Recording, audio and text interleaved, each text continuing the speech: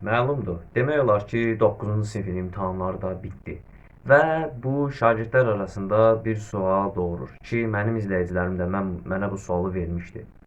İstirahətmi edək, dərsmi oxuyaq, yoxsa nələrlə məşğul olaq? Yəni 9-cu sinifdən 10-cu sinifə keçən dönəm çox önəmli bir dönəm hesab olunur.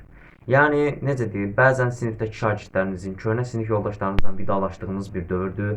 Yeni bir dövr başlayır. Artıq önünüzdəki 2 il boyunca buraxılış və ya blok imtahanına hazırlaşacaqsınız. Və önəmli olan da bu 9-dan 10-a keçəndə nə tip addımlar atmaqdır. Kanalıma xoş gəldin. İlk olaraq bu sualı cavablandıraq. Buraxılışdan sonra istirahət etmək olar. Niyə? Çünki sən bütün ili demək olar ki, məsələn bir 9-cu sinif şagirdsənsə %80-ni nəzərdə tuturam. Sən bütün ili Azərbaycan dili, riyaziyyat, ingilis dili fənlərindən məşğul olmusan. Çalışmısan, çabalamısan, az buz bir şeylər çalışmısan. Yəni etiraf edək, hamımız çalışdıq. O dövrdə çalışdın.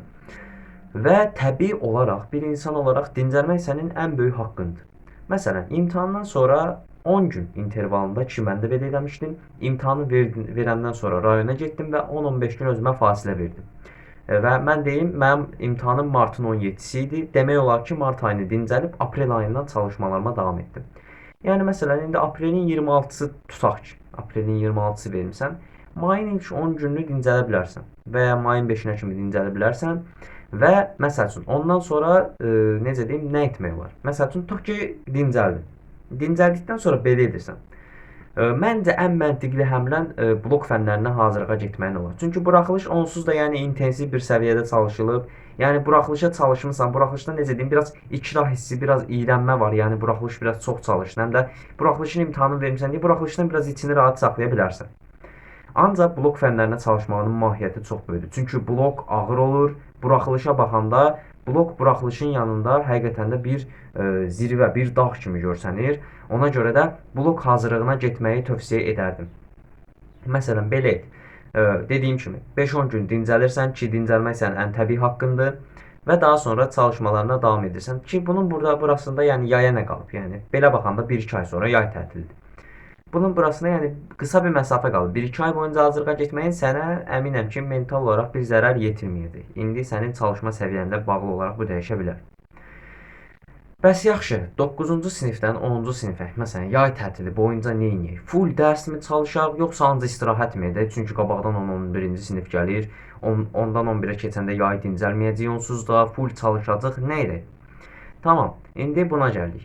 Burada da yenə məsələn oturub sənin yayın ilk günündən bəri dərs çalışmağına heç bir ehtiyac yoxdur. Çünki yəni ən azından 2 ilin var, düzdür? Sürətli də keçsə ən azından 2 ilin var. Amma bütün yayı boş buraxmaq da düzgün deyil. Çünki önünə 90 günlük bir fürsət qoyulur və sən o fürsəti əlindən kənara itələyirsən. Necə edə bilərsən? Bax, iyul ayı sənindir. İstədiyin qədər dincəlirsən, dostlarınla kafeyə gedirsən, oyun oynayırsan, nə bilim YouTube-da filmə falan baxırsan, lap şəxsi inkişafla da məşğul olursansa, 9-cu sinifdə oxuyursansa ki, bu da əla bir şeydir. Məşğul olursan, inkişafınla məşğul olursan, artıq avqust ayı gələndə işlər biraz dəyişir. Yavaş-yavaş buraxılış fənlərindən tempolu hissə-hissə başlayırsan. Məsələn, bu gün Azərbaycan dilindən bir bölmə işlə, sabah riyaziyyatdan bir bölmə işlə, bir gün ingilis dilindən bir bölmə işlə, gündə bir fəndən 1-2 saat vaxt ayırsan, 30-u bölsən 3-ə, yəni təsəvvür et ki, sən Azərbaycan dili, riyaziyyat, ingilis dilindən 10 addım qabaqdasan. Artıq sentyabr ayının 1-dən başlayacaqsansa, 10 addım qabaqdasan. Ancaq necə deyim, məsələn, iyulu dincəldin ki, kifayət qədər də böyük bir vaxtdır. Yəni 60 gündən söhbət gedir. Biraz da indi yəqin ki, may ayında da yəni biraz hazırlıqlar tez bitsə, yəni 60-70 günlük bir interval qalır.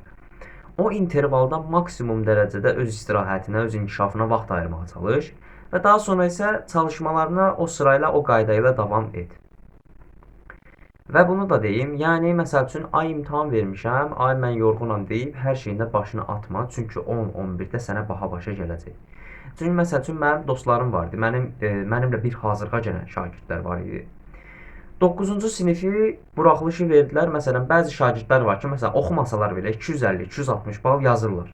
Və bu da onlarda arxayınlıq hissi yaradır ki, yəni mən 250-260 yazmışamsa, 290 da 11-dən yazacam, vəsiyo, mən universitetdəyəm deyə bu mentalitəyə girirlər və sonra məsəl üçün Deyirlər ki, 10-cu sinif oxumayım, 11-ci sinifdə oxuyaram yəni. Məsəl üçün elə düşünürlər ki, qarşılarında 2 il vaxt var. Düşünürdük artıq imtahanı vermişəm, yəni 11-ci sinifəm, 1 ay sonra bloka gedəcəm. Yəni düşünürdün və artıq gəldi 11-ci sinif çatdı. Etiraf eləyək, yəni vaxt çox sürətlə keçir həqiqətən də. Yəni mənim 9-un imtahanını verdiyim məktəbdə oturduğum sıranın nömrəsinə kimi, yəni dünən kimi yadımdadır. Sanki 9-un imtahanını dünən vermişəm. Ancaq necə deyim, üstündən 2 il keçib. Yəni 2 il arxayın olub da, mənim 2 ilim var demə. 2 il həqiqətən də çox sürətlə keçir. Elə bir sürətlə keçir ki, sən belə hiss etməyəcəksən.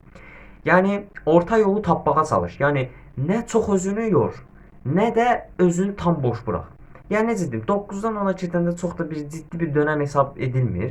Məsələn, orada da yəni çalışmalarını davam etdir ki, məsələn, il başlayanda məsələn əl-ayağa düşməyəsən. Yəni 10-cu sinifdir, yeni şeylər öyrənmə dövrüdür, yeni bilikləri öyrənmə dövrü hesab olunur. Ona görə necə deyim, o dövrə biraz hazırlıqlı girməyin sənin avantajın olacaqdır. Yəni rəqiblərin də çoxdur, rəqabət də çoxdur. Yəni bir tək sən imtahan vermirsən, səninlə paralel neçə min abituriyent imtahan verəcək.